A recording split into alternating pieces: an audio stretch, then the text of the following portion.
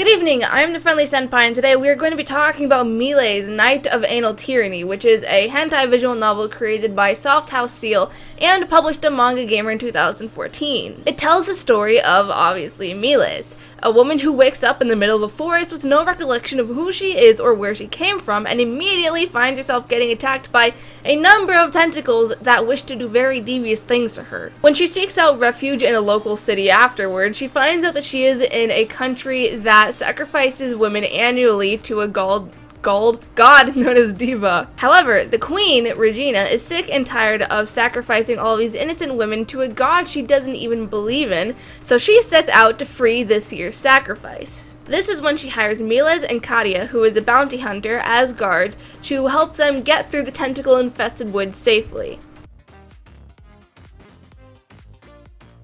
Maybe my standards are just a little lower than they should be because I've just come to accept that the writing in hentai games will forever be subpar. But the writing for Miles was surprisingly not bad, and I don't know if it's Miles or Miles, but in the game it sounded like Miles, so.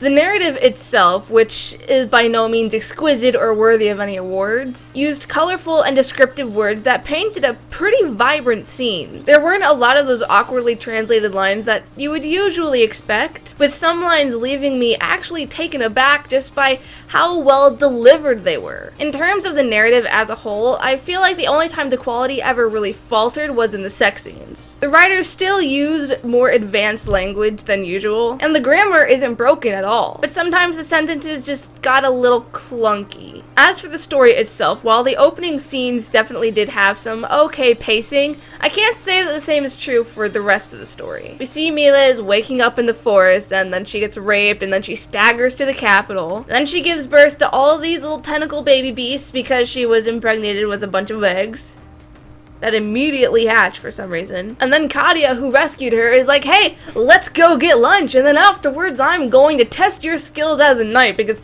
you have a sword and apparently that automatically means you're a knight. Like, I'm no expert by any means, but I feel like maybe that's not the next step after you find a rape victim that just squeezed a bunch of monster eggs out of her vagina. It's not more than a few minutes later when one of the queen's servants is testing Katia's and Mila's abilities to make sure that they're competent, and capable of ensuring safe passage for the queen and the sacrifice. Also, the queen's servant is initially called the Ruffian, and that made my goddamn day. But I mean, we're going from 0 to 60, and then down to maybe a 10, and then we're back up to 60, and it just goes that way for the rest of the game. What should have taken about 4 hours to get through had the story been properly fleshed out really only took me maybe 30 to 45 minutes depending on how impatient I got during some scenes. For the flaws it suffered in terms of pacing, however, I do have to give the writers credit for providing what variety that they did. There are 4 routes you can go down depending on which lady tickles your fancy, and each route has its own theme. Regina's, the queen's, is primarily centered around voyeurism. Sadine is a pain slut. Mila's I can't really get into because of spoilers. And Katia's has a lot of fuda and scat in it. Like, they all kind of have scat in one scene at least, but Katia's is just fucking full of it. Outside of that, there's a lot of humiliation play involved. But in those 4 routes, we are also given another difference, which is how Mila's approaches the idea of rescuing the sacrifice. The first decision you make in the game is whether or not you agree to rescue her and help her get to a neighboring country. And if you say yes, she is all over that idea like white on rice. If you say no, however, Miles is vehemently against the idea of rescuing the sacrifice and defying the god that would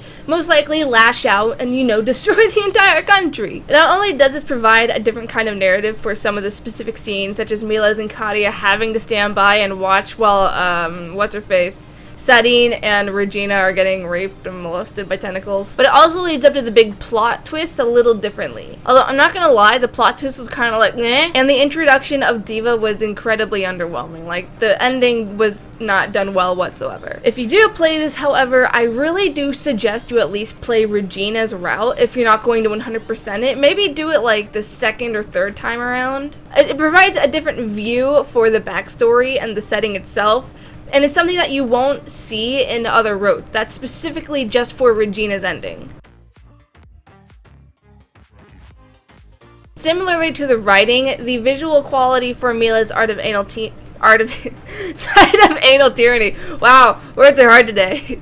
Anyways, it had its pros and cons. I know I normally start out with the character sprites, but Discord's doing stuff. I know I normally start out with talking about the character sprites, but today I kind of want to change things up a bit by going immediately into the world design. Because this is such a short game, we don't get to see that many locations, so that means we end up seeing the same 4 or 5 locations each playthrough. But in these 5 locations, we do see an attention to detail that is usually not present when the primary focus of the game is to get the player to FAP. The queen's bedroom especially looks marvelous, with the patterns carved into all the wood furniture being accented with a pretty gold filigree, and the subtle pattern in the lace that hangs over the window. I also have to praise the twisted and gnarled shape of the trees by the spring and the palm tree. The palm tree especially, because I did not realize how much I liked palm trees until I left Florida, and now they're no longer present on every fucking street you will ever be on. As for the character designs themselves, you all know my thoughts on big mega boobs, so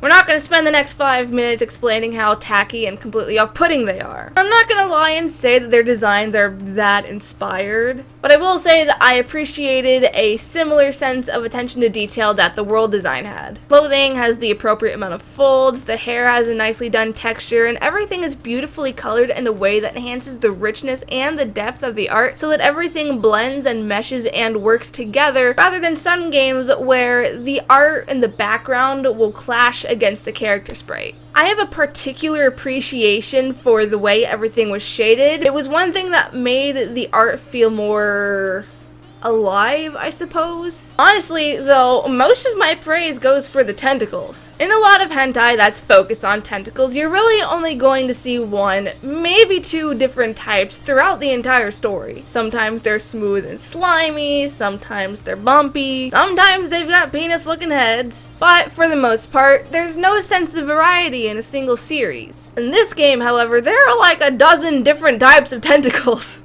They're different in every scene. One monster has octopus-like tentacles with needles on the ends and eyes. Eyes! It has eyes! That is so weird. Another has little bumps and heads that taper off. Some have sucking heads, and some do a weird milking thing. And Sarine gets fucked by a rogue tree branch in one scene like it's some sort of horrible scene out of Snow White that's gone wrong. It's absolutely insane. I mean, I never thought I would ever find myself in a situation where I would be praising a game for its quality and tentacle design, but they did such a damn good job of it that it would be borderline criminal to not mention it. I wouldn't be me if we weren't complaining about something though, and today we're going to be complaining about the animation. Oh yeah. There's animation. Of the approximately 6 sexy scenes that each route has, one of them is animated, partially. And none of these scenes were pivotal or even remotely important for the most part, so I don't know what the selection process was. And it was only for the last few moments of the scene where it's building up to the climax where it would stop completely and revert back into being a still image. So, TLDR, this was not a bad pick. The story was pretty rushed, yes, but it left me entertained for a few hours. It had some damn good art. And the soundtrack, it was actually on point. Like, I was genuinely surprised by how well the OST was made. I'm not someone that's into scat or humiliation play, so that did kind of hurt the fappability for me a bit. But I really like tentacles, so that that made up for it.